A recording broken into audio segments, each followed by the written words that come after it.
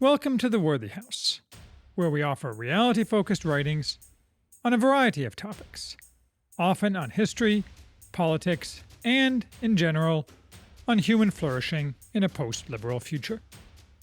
I am Charles, the maximum leader of the Worthy House. And today we are reviewing The Wizard and the Prophet, two remarkable scientists and their dueling visions to shape tomorrow's world, by Charles C. Mann. This book addresses what is, as far as the material comforts of the modern age, the central question of our time. Can mankind have it all? The author, Charles Mann, does not answer that question, though I think his answer would be, if forced, probably yes. What Mann offers, rather than canned answers, is a refreshingly and relentlessly non-ideological work, comparing two philosophies of human development, embodied in the lives of two men of the 20th century. The first, Norman Borlaug, engineered the saving of hundreds of millions of lives and won a Nobel Prize. The second, William Vogt, prophesied a global doom, whose arrival date has been continuously postponed for 50 years, and then shot himself, whereupon he was forgotten until this book. Mann carefully profiles each man in detail. He characterizes Vogt's school of crying out the gospel of limitations as prophet, and Borlaug's call for pushing past natural boundaries through hard work and ingenuity as wizard, clever enough names for clear enough positions. Vogt, born in 1902 and died in 1968, was an abrasive man who found it difficult to keep jobs or friends, whose abiding passion was amateur ornithology, but who rose to prominence on the basis of a wildly successful 1948 book, Road to Survival, a copy of which I bought in preparation for this review. Borlaug, born in 1914 and died in 2009, was an agronomist with a smoother touch and much less interest in a public role. He wrote no books, but he bred plants, specifically new versions of wheat that multiplied the global harvest, essentially eliminating famine. Because of Borlaug, all modern famines are purely the creation of political malefactors, most notably the Ethiopian famines of the 1980s. The Green Revolution that has fed the world for the past 50 years was inaugurated, and in many ways, led by Borlaug. Vogt receives the first focus of the book. Mann expertly describes his life. Mann writes excellently. This book is long, but it reads like a short book, including his formative experience, being hired by the Peruvian government to analyze the ecology of the Guano Islands that provided natural fertilizer to much of the world, before the Haber-Bosch process made artificial nitrogen fertilizer economically feasible. The guano, of course, was provided by birds, which had boom and bust population cycles, based on their food supply. Vogt's conclusion, after extensive study, was that any interference by humans with the natural cycle was ruinous. In the short term, production might be increased, but eventually natural limits of one sort or another would be reached, leading to total and permanent collapse. Thus, the Peruvians should not interfere with the natural cycle of intermittent partial collapse. Shortly afterward, a new publisher offered to publish a book by him. How and why this came about is not made clear, which was wildly successful. Road to Survival's basic claim was that, like the guano birds, only worse because of his abilities to manipulate nature, man was exceeding, or was going to exceed, the carrying capacity of Earth, which would lead to his destruction and that of the ecology of the Earth as a whole. Vogt's book was glowingly reviewed, other than by the left, which condemned it as a distraction. Prior to mid-century, proto-environmentalism was a cause mostly of rich cranks, and the left was still focused on labor. Sold 800,000 copies through the Book of the Month Club alone, was translated into numerous languages, and used for decades as a college textbook. And it had a massive impact on the thought of others. For example, both Rachel Carson, Silent Spring, and Paul Ehrlich, The Population Bomb, explicitly cited Vogt's book as the inspiration for theirs.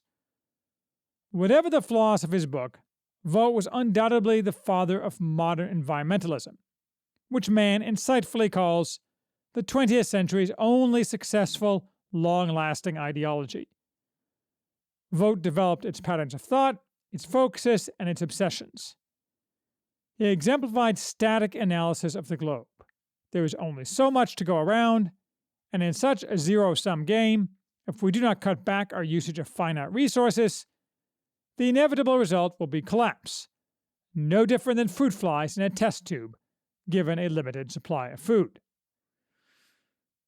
That said, Road to Survival is also a book that has been proven totally wrong in every regard, just like The Population Bomb and, mostly, Silent Spring. Reading it now is painful because Vogt was so wrong.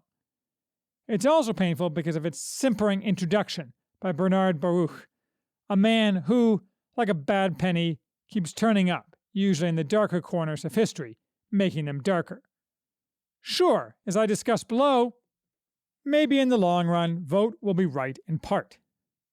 But long-run arguments are inherently weak. It's the same as arguing that communism has never really been tried, so we should try again, just as soon as we finish bulldozing the bodies from the last attempt into a trench. More likely, communism is just wrong.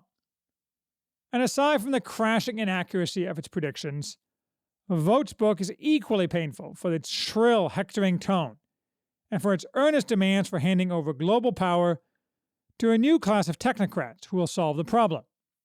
A million little Vogts, using their immense new power only for good, of course, we are assured.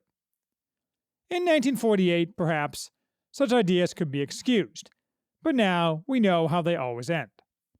We can see that Vogt was an ideologue from whose pages a voice can be heard, as Whittaker Chambers said of Ayn Rand's Atlas Shrugged, "To a gas chamber, go." Leaving aside the fascism of his approach, if there was a core principle of Vogt's, it was that, in his words, mankind is a part of the Earth's biological system and is not a form of genie that can successfully provide substitutes for the processes of nature. Along these lines, Mann profiles at some length, and keeps returning to, his own friend, the late Lynn Margulis, a well-known biologist, whose interpretation of evolution is that Homo sapiens is just one creature among many, a briefly successful species, which will pass from the scene like all others. But this is a very narrow vision, because humans are the only creatures with intelligence and the ability to think about the future. We may, in fact, pass from the scene, but if we do, it will be in a manner different in its essence from that of the other past species, to which humans are only comparable on the most simplistic level. You'd think that prophets like Vogt would agree with this.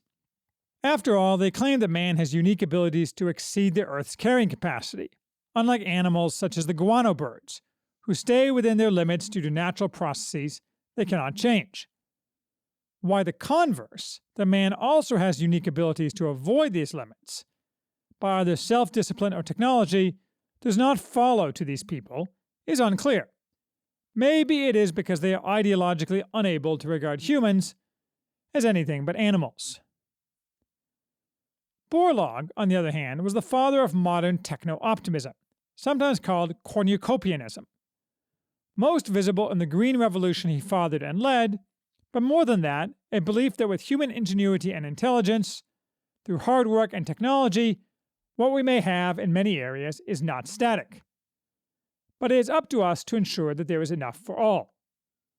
Born of Norwegian stock in far rural Iowa, he saw extreme hardship in the Depression, including fights over food, which affected him deeply. He wanted to be a forester, but was unable to, so he became an agronomist. He took a job funded by the Rockefeller Foundation, working in the desperately poor central Mexican lowlands, to develop wheat that was resistant to stem rust, one of the most problematic North American wheat diseases. The wheat he had to work with wasn't what we think of when we think of wheat. Not only was it extremely prone to diseases, rust among them, it was inherently low-yielding, and also prone to other problems, such as lodging, where weak stems bent under ripening grain. Wheat then was the height of a tall man, and much of the plant's energy went to the stalk. Moreover, each locality had to plant a different wheat. All these problems had existed for millennia.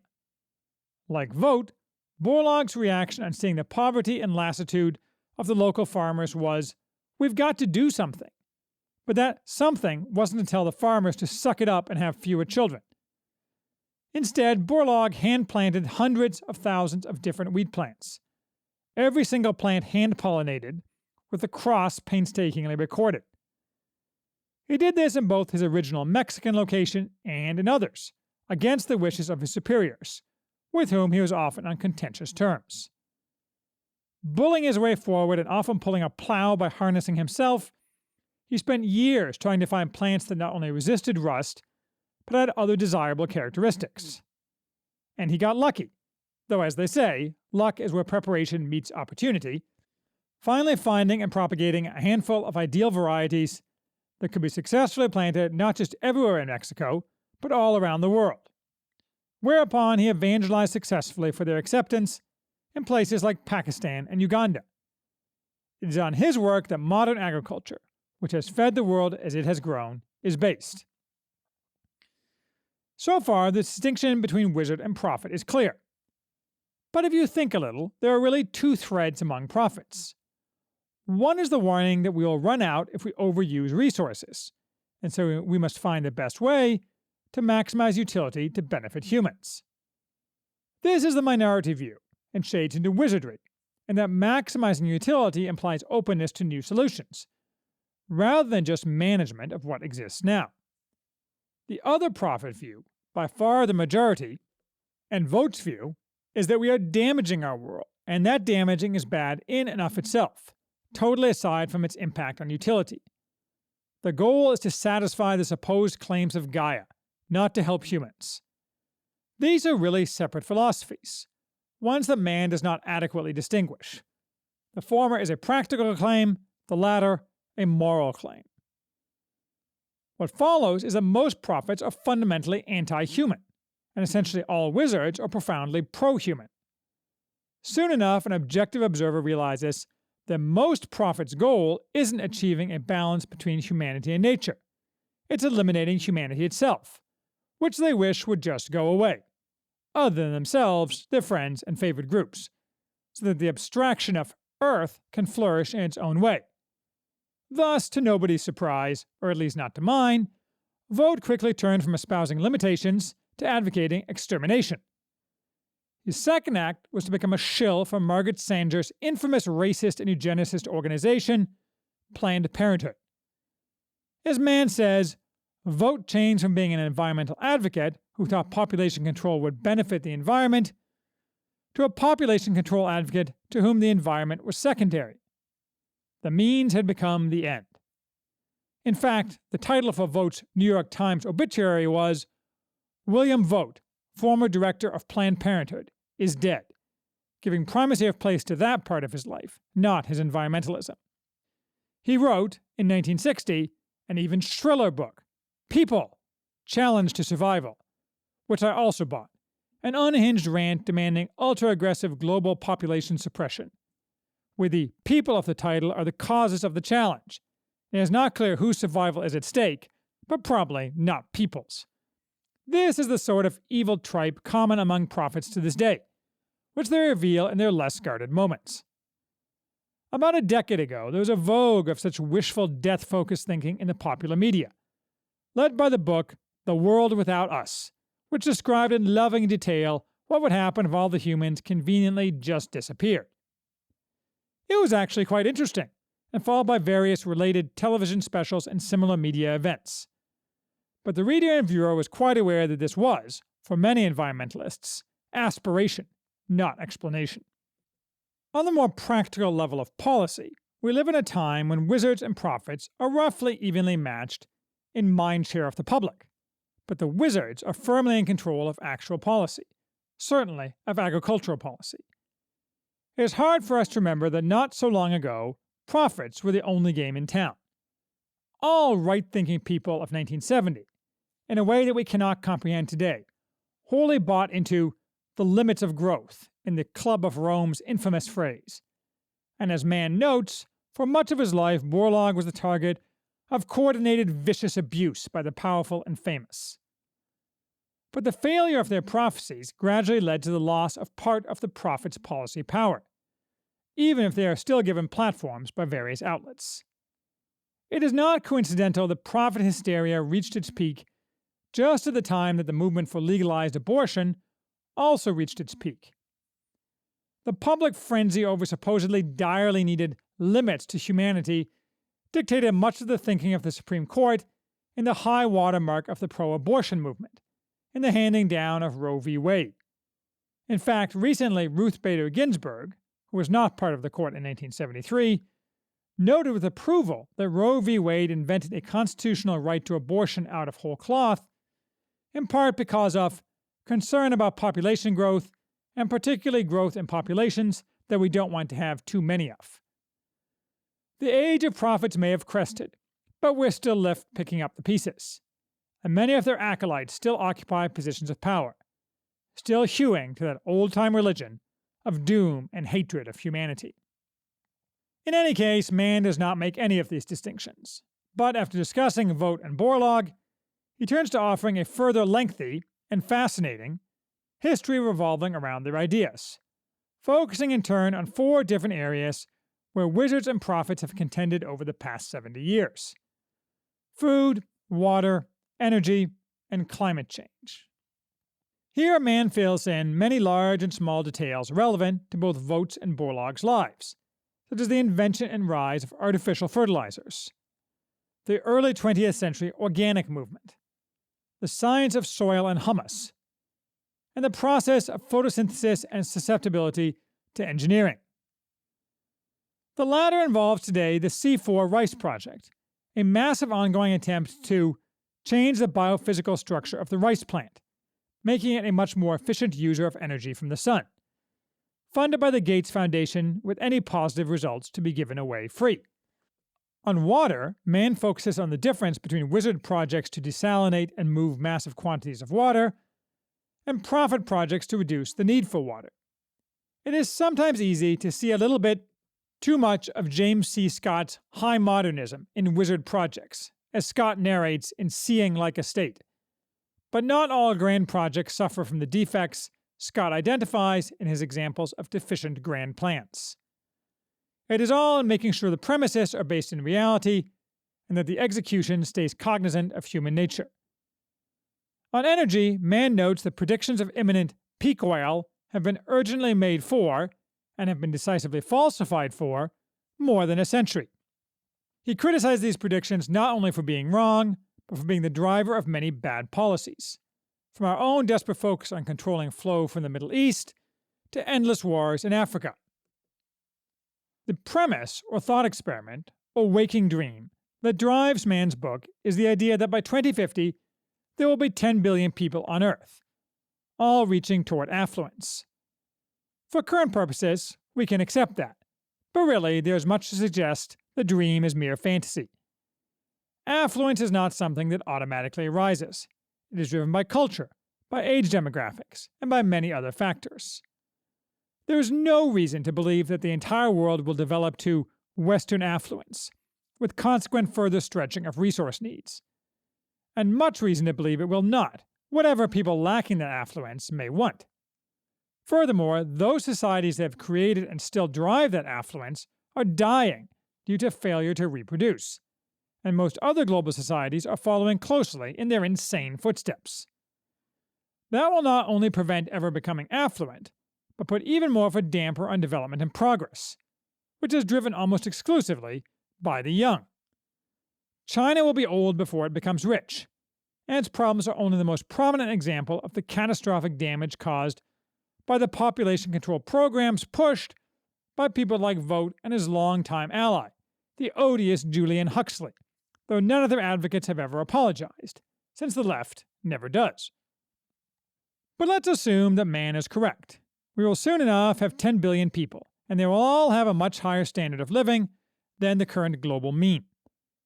The truth is that, so far, the wizards have always been right that the future can be managed, and the prophets always totally wrong. The prophets preach on, though, for a variety of reasons, ranging from financial gain to the pleasure of power over others to the search for personal transcendence. Still, as has been said, all apocalypses are falsified, except the last. So the prophets may yet be proved right, if not on resource availability. Mann quotes an expert who says, for example, the best answer to when will we run out of oil is never, but on some of the consequences of our actions, specifically with respect to global warming. This is the final topic Mann discusses at length, handling it expertly in order to make sure a discussion can be had that does not drive away either the skeptics or the alarmists. In essence, he asks skeptics to assume, for the purposes of discussion, that anthropogenic global warming exists and is a problem, and he later offers an appendix outlining evidence for that position. However, even if that is true, it does not mean that the prophets are right in their solutions to climate change. After all, the position of a prophet consists not only in prediction of the future, but in the embedded assumption that nothing can be done other than restrict human activity. A wizard can, and often does, agree with a specific prophecy, and with its likely accuracy if nothing is done. But his solution is different, and that is why the pro-human prophets usually shade into wizardry. That is the real difference between wizards and prophets, and is the real difference here as well. Many wizards think that global warming has a technological fix, just like every other problem mankind has faced. This may be false optimism. Under certain scenarios, global warming could result in extreme consequences that cannot be countered, although that is always a possibility, elevated to a near certainty, in prophet scenarios, isn't it? But coordinated political action is in practice impossible. If anthropogenic warming is real and a real problem, its solution is therefore likely to be a wizard solution, not a prophet solution. Other than these discussions, Mann does not explore a variety of ancillary considerations that flow from the conflict between wizards and prophets. So I will explore them myself. Some are philosophical, some are practical. To me, the biggest philosophical problem is that wizardry knows no inherent bounds. As applied to agriculture, it pretty obviously is necessary to feed the world. But if a new wheat is good, why not a new human? For example, wizardry has already led to the creation of human-animal chimeras. Sure, they were killed at the embryonic stage, another moral problem. But when you pull the focus back to a wider view and think about some possible futures, other than feeding the starving, wizardry starts to seem a lot less appealing and a lot more potentially dystopian. A practical problem with the Borlagian approach to agriculture is the problem of monoculture. Before the Green Revolution, as Borlaug found in Mexico, there were thousands of wheat varieties planted around the globe. Now, with the successes of specific hybrids, there are far fewer, which necessarily increases the chances of catastrophe, the exemplar being the Irish potato blight and subsequent famine. Mann does not address this problem. I imagine that the wizard response is that we can deal with that problem when it arises, just as we've dealt with all the other problems that have arisen since Borlaug's first new varieties were given to the world. But it is nonetheless a possible cost to the approach of increased yield through mass standardization. Moving back to philosophy, the dispute between wizards and prophets poses difficulties to conservatives. It also poses difficulties to left liberals, with obvious divisions arising between the neoliberal left and the progressive left, but this review is long enough already. On the surface, the constrained vision of the prophets seems as if it would appeal to many conservatives.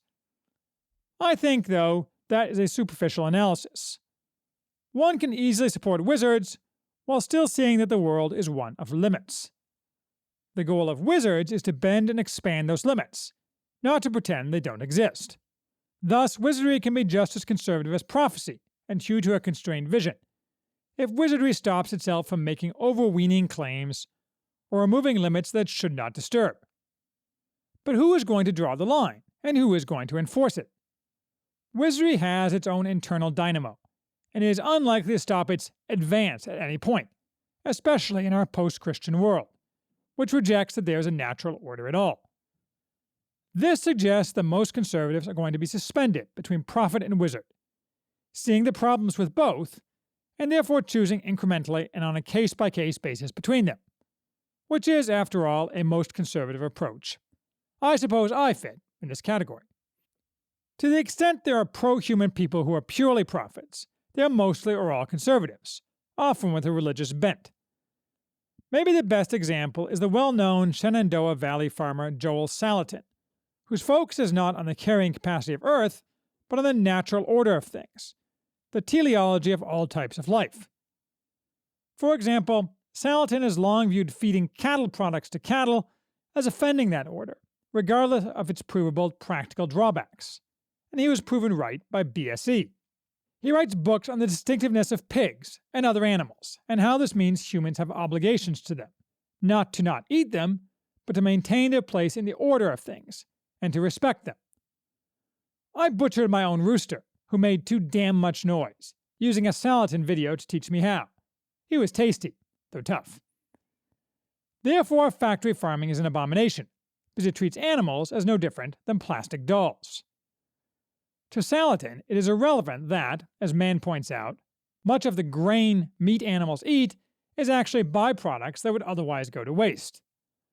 The problem is the approach to animals. With what grains they are fed is a secondary issue. Factory farming, in fact, is an excellent example of a problem that, because of wizardry, does not on the surface seem like a problem. We see that we get cheap meat, and the problems are invisible, either hidden or abstract.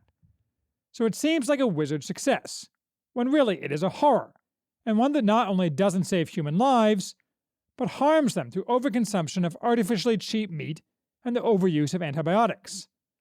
On that issue, at least, the pure prophets have the better of the argument. So Salatin's view sounds attractive, but it poses an ongoing challenge to conservatives, again requiring a case-by-case analysis. For example, Salatin also opposes GMO crops and views Monsanto as the devil. This is illogical on a number of levels, as Mann points out, not mentioning Salatin. There is no evidence whatsoever that GMOs have bad side effects. To Salatin, though, they violate the natural order of things, whether we know what the ill effects will be or not. This is philosophically coherent, but what is not philosophically coherent is his implicit denial of the cost imposed on the mass of people who are not selling their produce to wealthy District of Columbia suburbanites. Take, for example, the C4 Rice Project. Unlike Monsanto, which profits from patents, which are, please note, not permanent and enter the public domain within a few years, the results of the Rice Project are being given away. If successful, it will immeasurably improve the lives of millions, if not billions. The idea is to increase the efficiency of photosynthesis, which would have clear effects far beyond rice. It may violate the order of things, but it has huge benefits. Another way of phrasing the question to someone like Salatin is, at what point does cost-benefit analysis outweigh the philosophical objection? I don't know the answer, but it can't be never. And as Mann also points out, GMOs are the basis of many critical modern medicines. Do GMO crop opponents also object to those medicines? Another way, more abstractly philosophical, of looking at the wizard-prophet debate is that, on the conservative side, is a conflict among two types of conservatives. Classical liberals, today considered conservative, rest their core assumptions upon Enlightenment values, among which are the pursuit of individual contentment as the highest good, and the idea that no action can be morally wrong which does not harm others. On those premises, as long as wizardry can prevent environmental catastrophe, it is the only possible moral choice. Demanding that others restrict their freedoms in the name of a higher good is itself immoral. On the other hand, conservatives who harken back to an earlier tradition, a group that until recently has been minuscule in America but is rising in relevance, if not yet power, reject the premise of unbridled autonomy, and thus are more comfortable calling on limits to growth and to consumption, not because the doom of shortfall is on the horizon, but because placing limits on appetites and achieving freedom through a rightly ordered life is inherently the moral course. At the extreme, such conservatives are viscerally opposed to many wizardly actions, believing, in essence, that Gregor Mendel was fine, but modern genetic engineering is not. But as with Salatin and GMOs, the latter group of conservatives is caught in a bind of costs and benefits. And it is further caught in another, less obvious bind. It is difficult to coherently call for strict limitations on growth and for sustainable consumption while not calling for restrictions on population, which is rightly anathema to essentially all such conservatives. Someone who has backed down this path soon finds himself bumping into the ghost of William Vogt on furlough from hell, carrying a sheaf of Planned Parenthood propaganda and a glass jar packed full with aborted children.